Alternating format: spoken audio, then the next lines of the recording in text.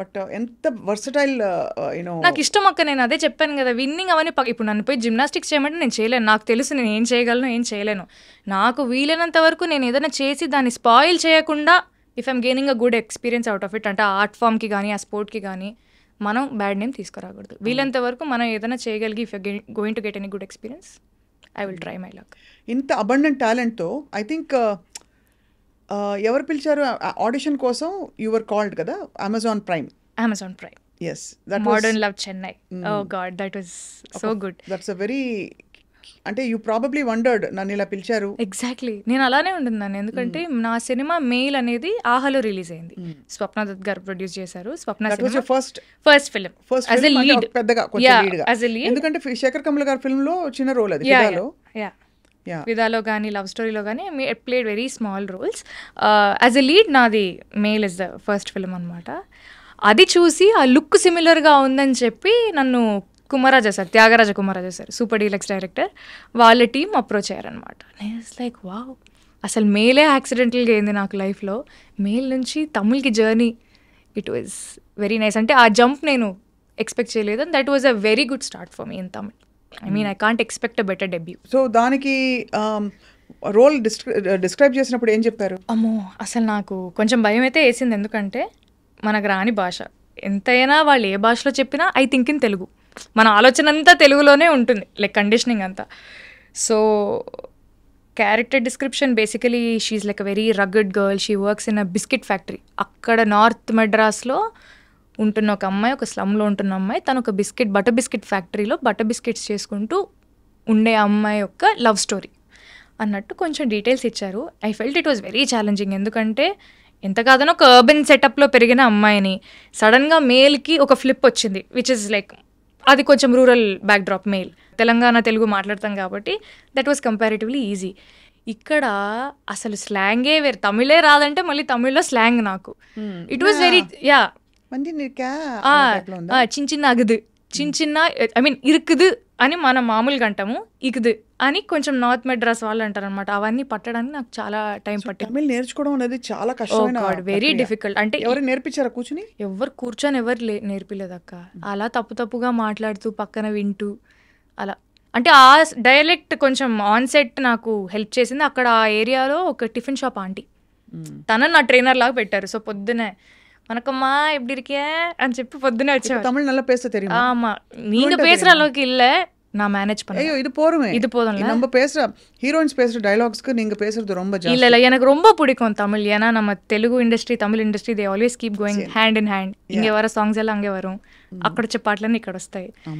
చిన్నప్పటి నుంచే Rahman sir songs కానీ, రాజా సార్ సాంగ్స్ కానీ అన్ని బోల్ బేబీ బోల్ వాటన్నిటికీ ట్రైన్ అయినప్పుడు రామచారి గారు was helping you. Yeah definitely, అంటే ఆబ్వియస్లీ ఆల్వేస్ దేర్.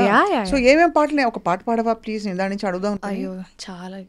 నేను అక్క ఇప్పుడు సింగింగ్ అనేది మధ్యలో సంహౌ పక్కకి వెళ్ళిపోయింది.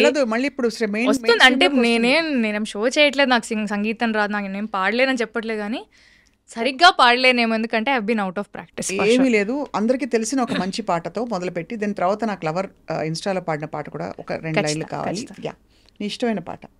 పువ్వుల్లో దాగున్న పళ్ళెంతో అతిశయం, ఆ సీతాకోక చిలుక ఒళ్ళెంతో అతిశయం, వేణువులో గాలి సంగీతాలే అతిశయం, గురువెవ్వరు లేని కోయిల పాటే అతిశయం, అతిశయమే అచ్చరు వందే నీవేనా అతిశయం, ఆగిరులు ఈ తరులు ఏ చెరులు లేనప్పుడు ముందున్న ప్రేమేగా అతిశయం, ఓ 16 ప్రయాణ పరువంలో అందరికి పుట్టేటి ప్రేమేగా అతిశయం.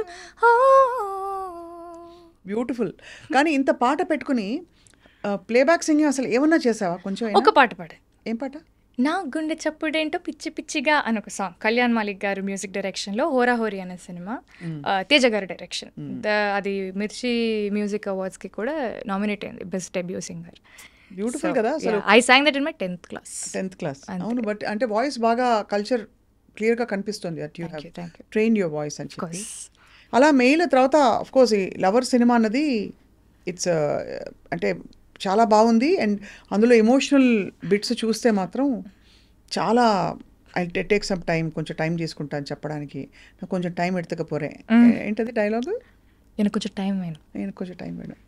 సో ఎన్న சொல்லி கொடுத்தாங்க, ఎలా చెప్పించారు ఆ రోల్? అంటే తమిళ్ గాట్ కొంచెం బెటర్. మోడర్న్ లవ్ చెన్నై చేసిన తర్వాత కొంచెం ఆ ఇంటర్వ్యూస్కి వెళ్ళడం కానీ, మనం కూడా ఇంకొంచెం తమిళ ఇండస్ట్రీలో ఇంకా ఇన్వెస్ట్ అవ్వడం వల్ల నేను మాట్లాడే తమిళ్ నాకు అర్థమయ్యే విధానం అదంతా కొంచెం ఎంత కాదన్నా బెటర్ అయింది. But this is a very difficult character to play, what ever I did in love. Very layered character. అంటే ఆ అమ్మాయికి భయం వేస్తే అవుట్ రైట్గా భయం అనే ఎమోషన్ చూపించదు. She should have a plain face or she should hide it. ఎందుకంటే ఆ అబ్బాయి కొంచెం ప్రాబ్లమాటిక్. డైరెక్ట్గా అవుట్ రైట్గా నేను నా ఎమోషన్స్ ఆ అబ్బాయితో చెప్పే అంత ఇది నాకు లేదు. అలా చేస్తే మళ్ళీ మా ఇద్దరి మధ్యలో గొడవలు రావడం వల్ల ఈ అమ్మాయి she is like keeping everything inside her. అంటే ఆడియన్స్కి రెండు కన్వే అవ్వాలి, ఈ అమ్మాయి లోపడేదో ఫీల్ అవుతుంది, but at the same time okay she's trying to cover up, she's trying to manage. So అది లేయర్స్ అర్థం చేసుకోవడానికి డెఫినెట్లీ టైం పట్టింది. మా డైరెక్టర్ ప్రభ్రామ్ వ్యాస్ గారు అండ్ మణిగండన్ గారు, both of them sat with me and we had a couple of work shops కూర్చొని అసలు ఏంటి క్యారెక్టర్ సైకి ఏంటి, మనం ఎలా వర్క్ చేద్దాము. అండ్ మాకు హోంవర్క్ కూడా ఇచ్చేవాళ్ళు డైరెక్టర్ గారు. నువ్వే అరుణ్ అయితే, నువ్వే అబ్బాయి క్యారెక్టర్ అవుతే అమ్మాయిలో నువ్వు ఏం ప్లస్ పాయింట్స్ చూస్తావు, అమ్మాయిలో ఏం మైనస్ పాయింట్స్ చూస్తావు. అంటే we were thinking in the other characters perspective as well to understand each others character బెటర్గా. అలా వెరీ గుడ్ వర్క్ షాప్స్. అది నాకైతే చాలా హెల్ప్ చేసింది. వెళ్ళడానికి ఎంత టైం పట్టిందో రావడానికి అంతకంటే ఎక్కువ టైం పట్టింది. దాని లోపలికి వెళ్ళిపోయి బయటికి రావడానికి మనసే రావట్లేదు సార్.